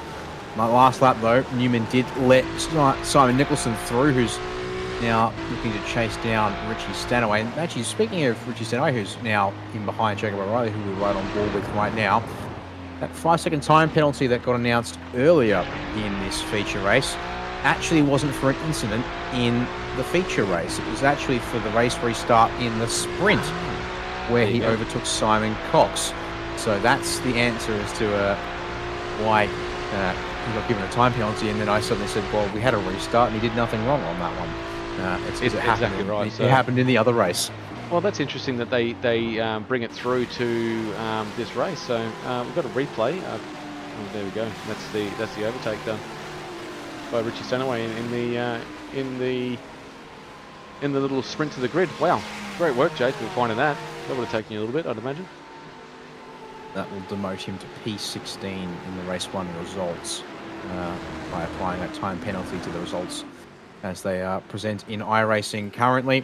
But go back live, and we're going to have to critically start worrying again about the race lead, because Dylan Burse 118.8 sounds okay until you see that Damon Woods in behind it at 118.4, and is now looking to hunt down this race lead that has been Dylan Burse's since Cody Deeth's unforced error at turn 5 in the car bottomed out through that corner there. So I have to see how much happens. Deeth as well in the background, but didn't close on that last lap. He'll be hoping he can.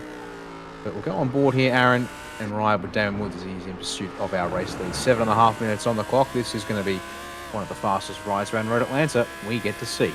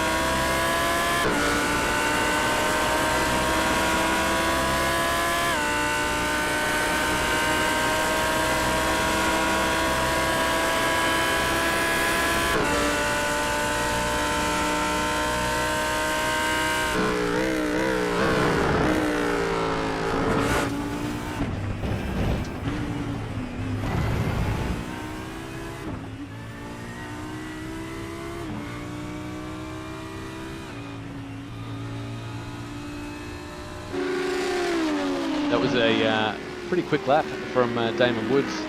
I think he might have got a little bit... Oh, hang on. Who got a slowdown just then? Because Damon's has one right now. Oh wow! So I was just looking at the lap times from that lap before as we were on board with him. He had some sort of slowdown and he's had to give it up too. So Cody D comes through into P2, and Damon Woods has to give it up, and has to give it up in a big way. He's gone nearly 3 seconds behind, nearly 5 seconds behind the leader. So Damon Woods did all that hard work to get close to Dylan Burst, and now has to do all that hard work again, and is going to be under threat possibly from Gianna Lutsu for the P3 position, but. It can all change in a little heartbeat here as we see. There it is. Yep, you can't be doing that. Well, you know what? Not much difference between Dylan Burst and Damon Woods going through there, to be honest. It's not much, but it makes all the difference. Unfortunately there for Damon Woods indeed. So he now ends up as, Matthew Boyle, it's off track. That is stranded. Thankfully, way off circuit there, but that's a good look actually. Oh, he's already there, running off by himself. It was in behind his own teammate, and either he's had a massive missed braking marker or something failed, No, because it's not a missed braking marker. There is no brakes on that car at all.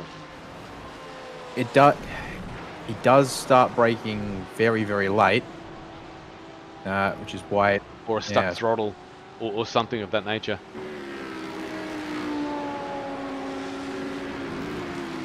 Yeah, that's an interesting little ride that he went on just then. Just jumping on board. Dylan's coming back into the pits. And I'm being told it's an iRacing black flag. Can't see it for myself. About the drive-through penalty, he's not clearing it now. If it is a stop and hold penalty, he's taking pit service. That's going to absolutely annihilate, or it'll extend the penalty even worse. So the only reason he'd be given that is due to incident points. Yep, pit service finishes on this mark to pit. So unfortunately for Jack Dillon, that will send him way on the way down the order. Two Kang in the back row has also had one. Is Simon Nicholson, big move down here into turn 10. Gets it done over Richie Sandaway, but Richie Sandaway's going to come in for a... no, he's going to stay out.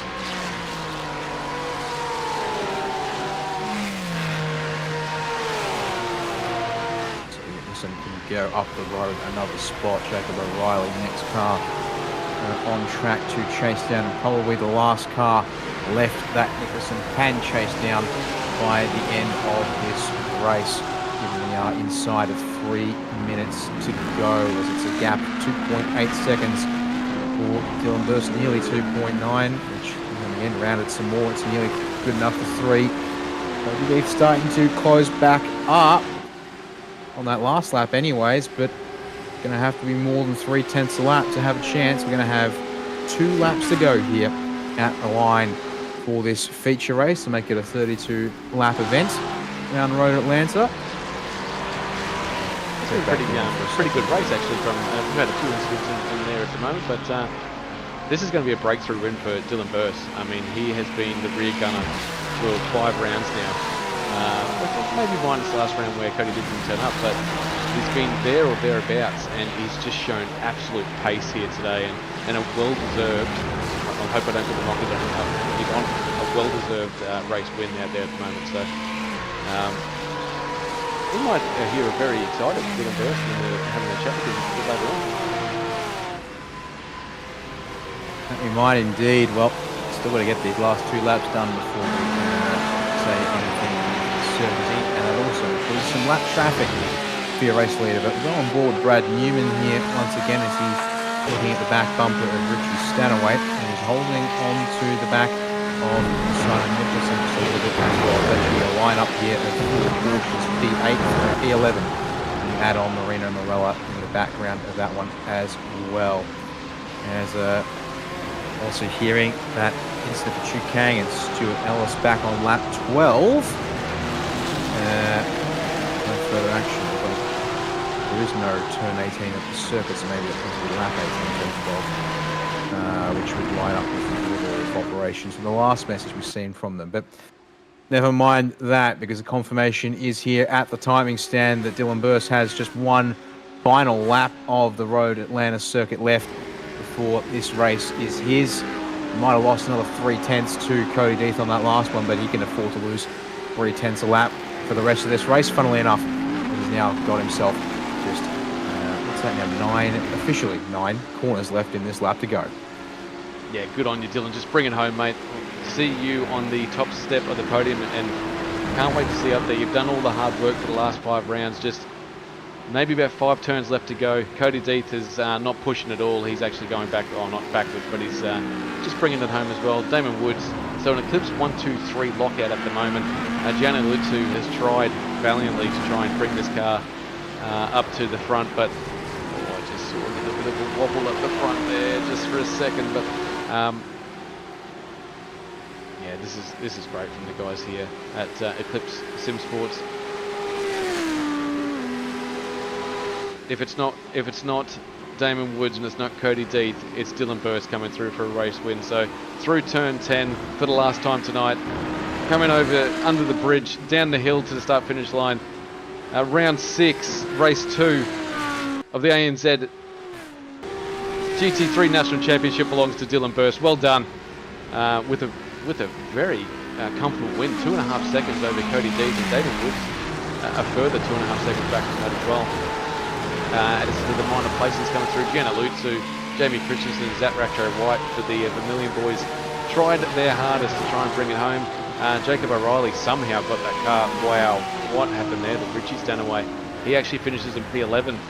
He actually finishes in P11 with a little bit of a slowdown as they come across the line, and yeah, these boys will be enjoying this as they go through wide.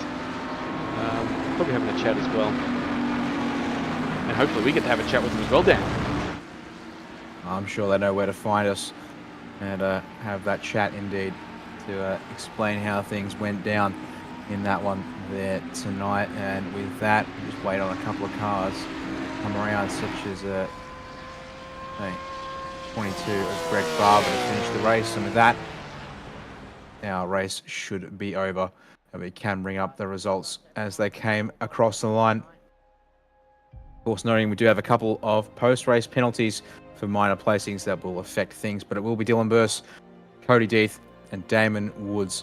You're classified an official top 3 for the feature race. It should also mean that Burse wins the round. Feature race awarding more points than the sprint.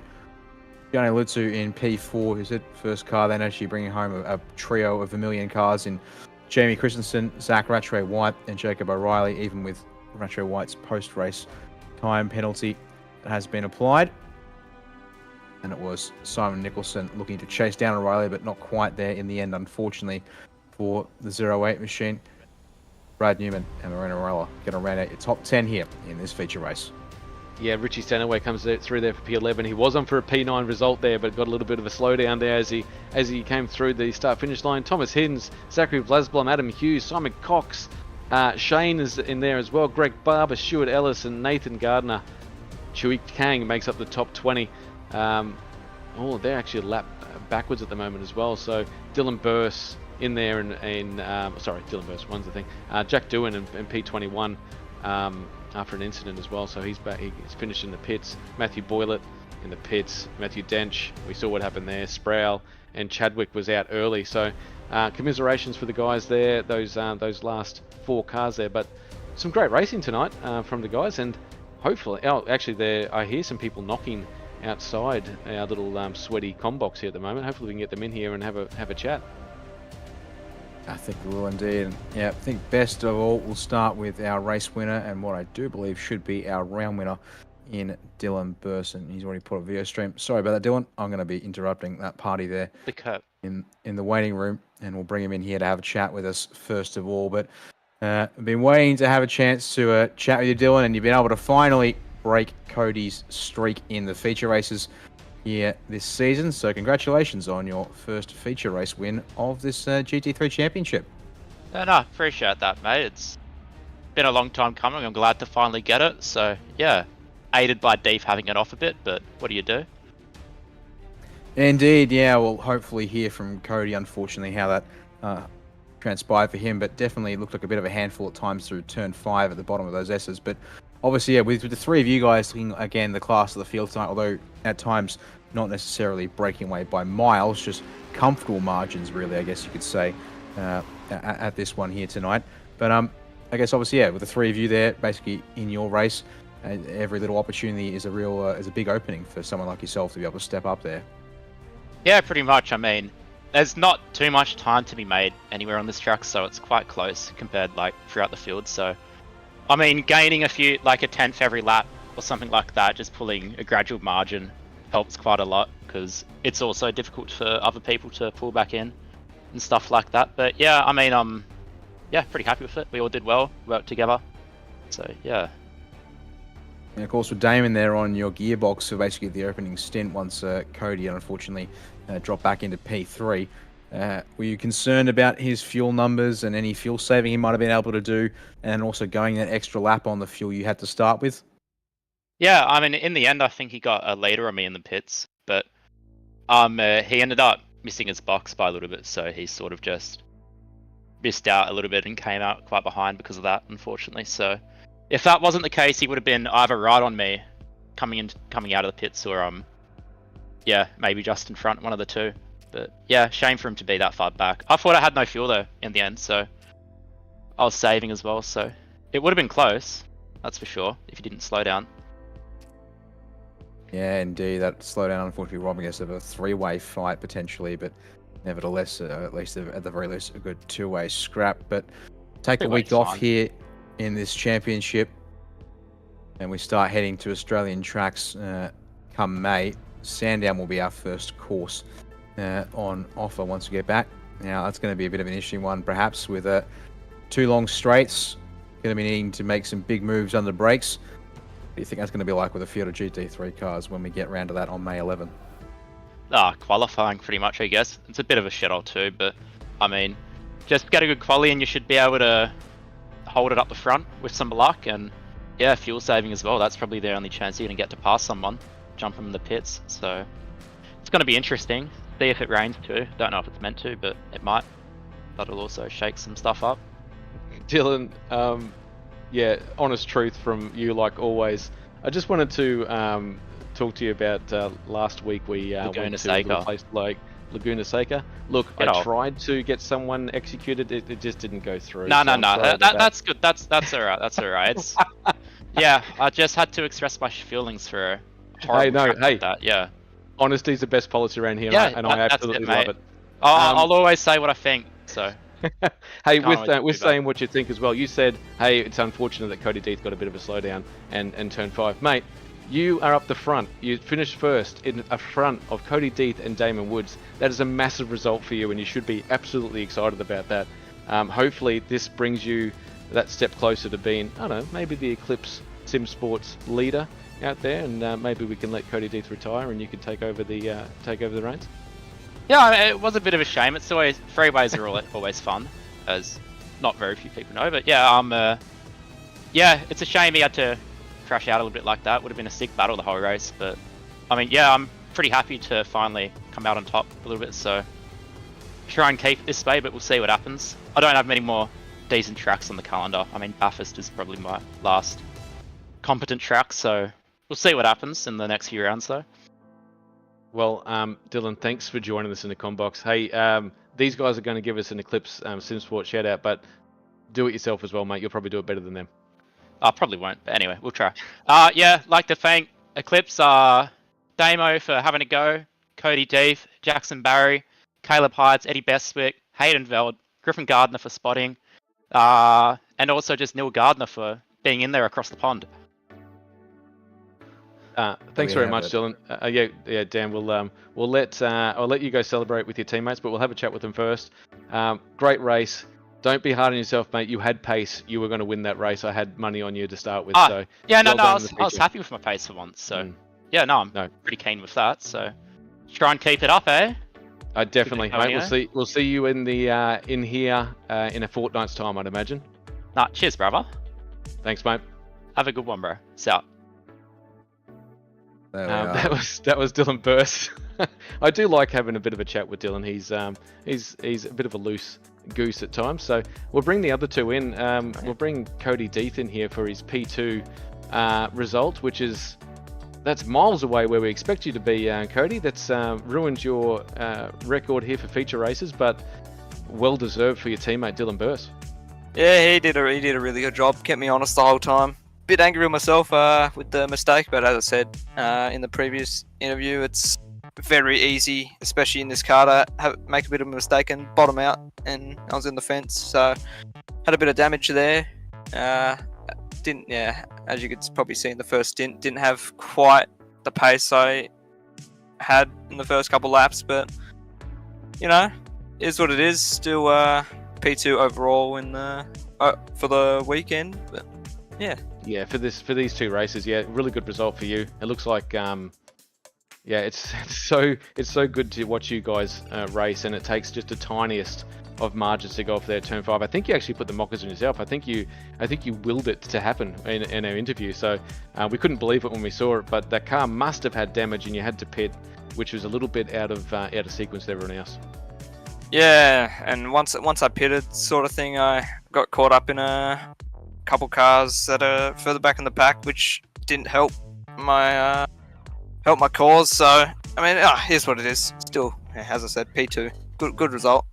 Still first in the championship. I'll throw you over to Dan because P2 and the Eclipse 1, 2, 3 basically is a good result no matter what. So I'll throw you over to Dan for a couple of words. I mean, not much more to say because, as you said, you unfortunately turned 5, being the place that unfortunately undid you there. But look forward to the rest of the season. Take a week off again next week, but we'll come back on May 11th and start our visit to Australian tracks on the schedule with Sandown National Motor Raceway. Now, Dylan wasn't all too complimentary of the circuit and what to expect with the way the cars are racing around there. But what are your thoughts on how things are going to play out and keys to your race, perhaps, when we get there in 2 weeks' time?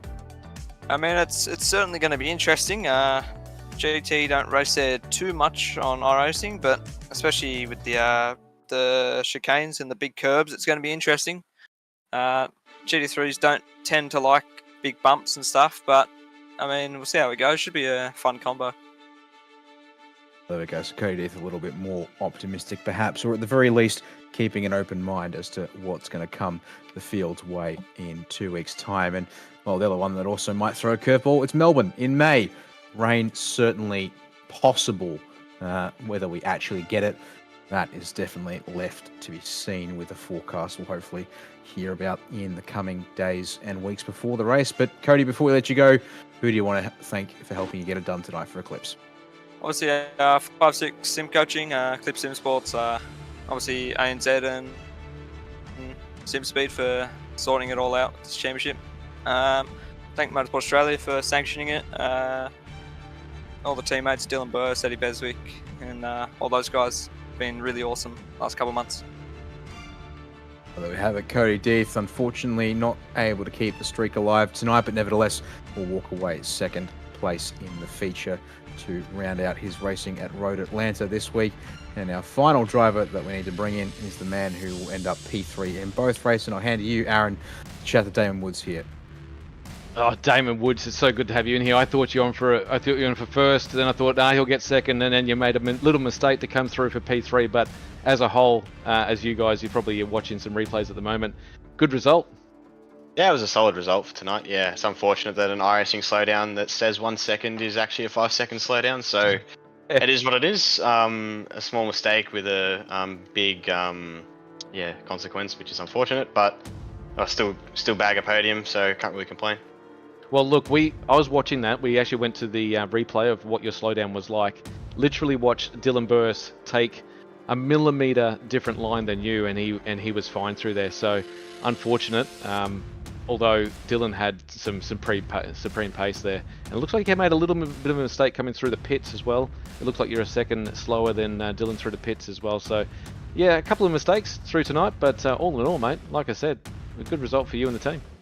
Yeah, like I said, it was not a bad result. Yeah, made a little mistake in the pits, decided to overshoot the pit box. So, yeah, it's a bit of a skill issue, but yeah, like I said, I'll still bag a podium. It's I mean, it's really this round and Sandown are the only ones I can do. So yeah, it's going to be unfortunate. We're going to drop in the championship because yeah, we should be able to maybe grab a top 3 if all things went well. But yeah, unfortunately, I have to miss the last 2 rounds. So it is what it is. But yeah, it's been fun having a bit of Saturday night action in GT3s. Yeah, look, so are you saying that next, in the fortnight's time, you won't be racing? Is that what you're saying? No, I will be here for Sandown, but Phillip Island and Bathurst I will be vacating, unfortunately. Okay, then, well, that's a bit of a shame. But yeah, speaking of championship land, you've just come out of nowhere in the last 3 rounds and just made yourself up. I reckon you'll be in P5 after this, to be honest. P5, P6 in the championship. So it's unfortunate, but just shows the skill that you've brought here to the GT3 National Championship, and hopefully some of that has rubbed off on your teammates and some other people around watching you race as well. So thank you for joining us, mate. Give us a shout out and who helped you get here tonight, mate. As always, I've got to thank the boys at Esports. You know, that they really make it all possible for me. So huge thanks to them, all the team sponsors, and yeah, that's about it. Mate, thanks for joining us in the combox, mate. Hopefully we'll see you again in the not too distant future. Actually, before I let you go, rubbing shoulders with such greats as Jack Doohan and Richie Stanaway out there. I don't know if you had to get to have a chat with them on track, but that was a little bit exciting for you and the team, I'd imagine, as well. I mean, it would have been good if we were racing them, but we were a bit in front. So, but no, it's pretty cool to have those names on track. So yeah, hopefully can have them return for future events. Thanks very much, Damon. We'll let you go, let you celebrate and watch some replays of your little slowdown. I imagine that's what you're looking at now. And I hope to see you shortly. See you, mate. Have a good one. Thanks, boys. So, yeah, go on, Dan. I was going to say, yeah, that there will just about do it for us. And while we preview Sandown with nice clear skies, I actually kind of hope we'll see something a little different. Maybe start wet, go dry. Well, either way, honestly, we're coming to Melbourne, and virtual or real, you come here to Melbourne and you're going to be given potentially just about any kind of conditions possible. So I hope that the door is wide open for the possibility of some rain to make things a little interesting, because I mean, yeah, I haven't driven GT3 here myself in quite some time, but very much so, unless you can get a really good run down the back straight or the front straight, you are going to be reliant on a lot of fuel saving or some really ambitious braking maneuvers into turn 1 or down to Dandenong Road to make things work around here. And then you've got to balance that with the fact that, as Cody said, his car is not particularly often bouncing up and over the curbs like you might want to do through turns 2 and 3. Yeah, we're going to see some craziness in a couple of weeks' time. So if you're watching now, please join us in a couple of weeks when we go to Sandown. It's an awesome track. I mean, yes, it's got big curves, but look, these guys are smart enough to stay off them, to be honest. And you're right, the fuel saving is going to be massive. If you're in that train, you're going to be able to save 2, maybe even 3 seconds in a stop. So looking forward to that. And Dan, 3 more rounds left, mate. It's gone pretty quick. This series, will make its way towards its conclusion in a fairly rapid fashion. Just the one race coming up, the one round, I should say, at Sandown. Then we take another week off after it, and then we'll get our final 2 races to go back to back to round out the month of May and early June to complete this first GT3 National Championship here, thanks to you guys at ANZ ESeries. Yeah, hey, we're enjoying it. I hope you guys are enjoying it. I hope everyone at home is watching, and all the guys, obviously all these guys watch it again later on and see if they got their name shouted out, which we try to do as much as we can. I might wrap it up here. Thanks to everyone, actually, for spending your Saturday night with us, whether you're a driver or watching or in any capacity. Believe me, it's the pleasure's ours. I can tell you. You have been watching the 2024 ANZ ESeries GT3 National Championship live from here at Road Atlanta. I just nearly forgot that. From Dan, Jay, and myself, a massive thank you for your support. And look forward to seeing you at the next round at Sandown in Melbourne. Toodles! Weekend in, weekend out, Motorsport Australia officials are making waves. From waving flags, waving cars through pit lane, or responding to a wave for help. Wave hello to new lifelong friends. Who knows, you might just make waves around the world. Ride the first wave. Search Motorsport Australia officials today.